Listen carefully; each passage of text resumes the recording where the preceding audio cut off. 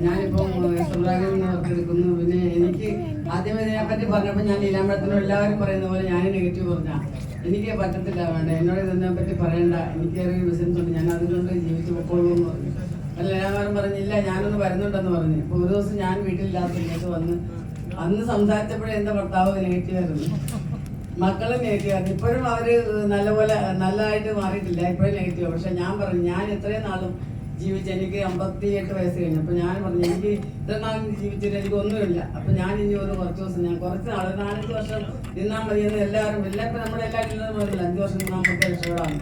അപ്പൊ ഞാൻ പറഞ്ഞു ഞാൻ 5 വർഷം എന്റെ ജീവിതം ഇത്ര നാൾ നിങ്ങൾക്ക് എല്ലാവർക്കും വേണ്ടിയല്ലേ ജീവിച്ചു, ഞാനൊരു 5 വർഷം എനിക്ക് വേണ്ടി ജീവിക്കട്ടെ,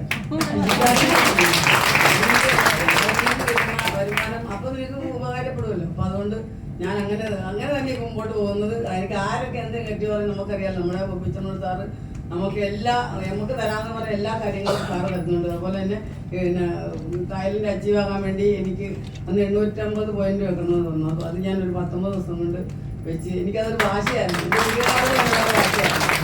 ആ ഭാഷയോടുകൂടി എനിക്കത് തായ്ലൻഡ് ഓഫർ അച്ചീവ് ചെയ്യാൻ പറ്റി. പിന്നെ ഇപ്പം കഴിഞ്ഞ ദിവസത്തെ പിന്നെ വയനാട് ട്രിപ്പ് ഞാൻ അച്ചീവ് ചെയ്തിട്ടുണ്ട്. പിന്നെ അതുകൂടെ തന്നെ നമുക്ക് ഒരുപാട് സ്വപ്നങ്ങൾ. നമുക്കിപ്പം നമ്മുടെ വീട്ടിലിരുന്ന് നമ്മൾ എൻ്റെ ഈ പ്രായത്തിൽ ഞാൻ എങ്ങും പോയിട്ടില്ല, ഒരു സ്ഥലത്തും പോയിട്ടില്ല. ഇപ്പം എൻ്റെ ലീഡേഴ്സിൻ്റെ കൂടെ ഇപ്പോൾ എനിക്ക് പ്ലെയിനിൽ കയറി പോകാനൊരു അവസരം എൻ്റെ ജീവിതത്തിൻ്റെ സ്വപ്നം പോലും കാണാത്തൊരു കാര്യം. അപ്പോൾ ഇനി പല പല സ്വപ്നങ്ങളും എൻ്റെ മനസ്സിലുണ്ട്. അതൊക്കെ ഞാൻ ഈ ജിക്കാട്ട് കൊണ്ട് നേടിയെടുക്കും.